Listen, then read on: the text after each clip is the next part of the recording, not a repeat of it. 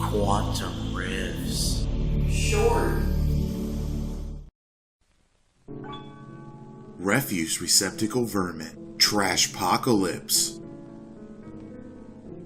Scourge of the Milky Way. Produced by Department of Intergalactic Surveillance. We see everything. Galactic Life Series, Volume Theta 62 Pi X003. Join us as we venture through the natural habitat of the wild Can-Can, studying their odd behaviors and devising ways to combat the infestation since their 1950 arrival on Earth. This story starts where all such tales begin, in a pile of trash. It all started in 1950, when a galactic waste management engineer became too focused on his entertainment cube and crashed into a North American dump. Continuing this series of unfortunate events, the driver became infatuated with the exquisite facial hair of several Canadians, distracting him just long enough for a single Can-Can stowaway to escape his truck and begin the plague that silently haunts Earth to this day. Due to the abundance of food produced by the humans, Can-Cans quickly spread around the globe. Unknowingly, humans did integrate them into their habitats. Cities, suburbs, farmsteads, even their nature preserves soon had one or more Can-Can on the prowl. Steady weekly feeding times saw this initial population boom to previously unheard numbers. The most obvious solution would be simple removal of the creatures to an extragalactic preserve. But the planet's dominant sentient species seems to be infatuated with the vermin and breed 5 for every one that is quarantined. This has led to an unexpected explosion in the species' biodiversity, with some subtypes developing a rubbery exterior and taking on a variety of colors. These new subtypes also show signs of a more limited diet, each focusing on a specific type of glass, paper, or plastic.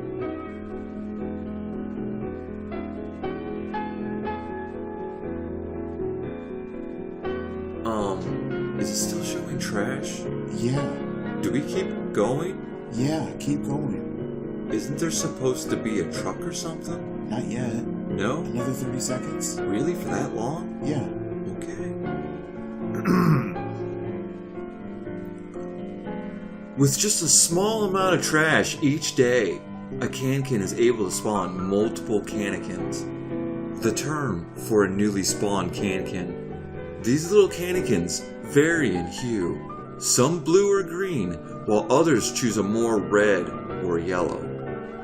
Some think that the color determines their appetite for a specific trash, though this is still in dispute. We have introduced bags to keep the trash separated from the Can-Can, though some have been slow to adopt the measure. We believe the influence of some 80s horror movies may be at fault.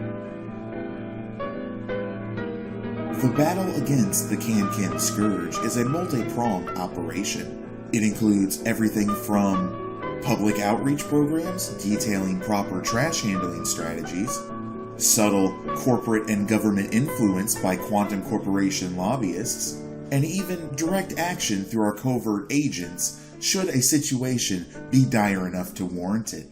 As important as these external actions are, they make up a minuscule portion of the greater offensive. The bulk of this offensive is fronted by highly trained humans, striving to wrest refuse from the omnivorous maws of the feeding receptacles. Thoughts of teammates maimed and friends lost to these mindless trash eaters are never far from an experienced handler's mind. These brave beings must remain ever vigilant, for it is only through their dedication that the horde is held back.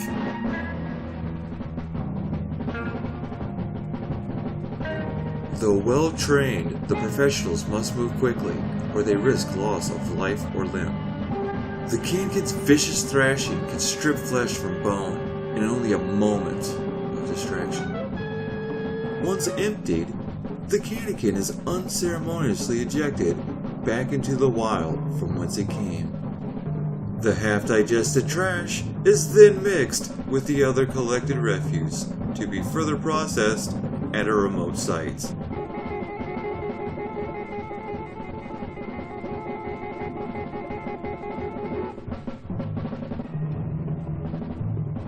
Quantum's artificial endorphin experiment has worked well as a motivator, but for some subjects, side effects have included acute frown jaw and explosive diarrhea. If you've accidentally ingested Quantum's artificial endorphins, please note it is a suppository and contact your local overseer immediately. Quantum is not responsible for any lost, stolen, shared, or donated property while under the influence of artificial endorphins. Suddenly, the danger becomes all too real.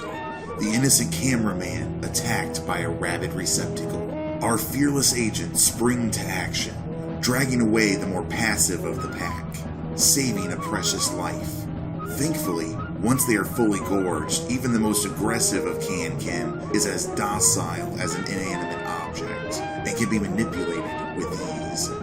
In this near catatonic state, the creatures are lined, stacked, emptied, and returned to the wild. Hopefully, to return to space, but more likely to repeat the entire process over again come next trash day.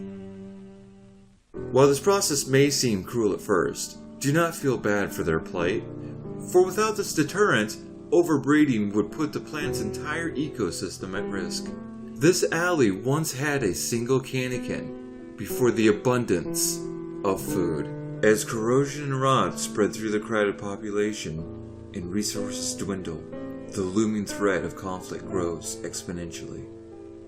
Can-on-can violence becomes so common, life for a wild Kankin can be tough. Packs can often be seen forming up to defend their small territories, protecting the shrewd king can in whatever dark corner they can find, and solidifying their hold on their favorite feeding grounds. In the deepest recesses of the city, a pack defends its territory from an invading force. Outnumbered, the invaders deflect by lifting one of their own into the air. The first method tried, fire, turned out to be ineffective. Then we continued on with our next offensive strategy, Resulting in high mortality rates. In the most tragic of cases, some Kankin even loiter on street corners, so desperate they are willing to breed for trash. But fear not, we here at the Quantum Corporation's Department of Intergalactic Surveillance are hard at work, studying the Kankin menace and its symbiosis with the planet's human culture. Until a solution is devised, stay tuned and remember, always bag your trash.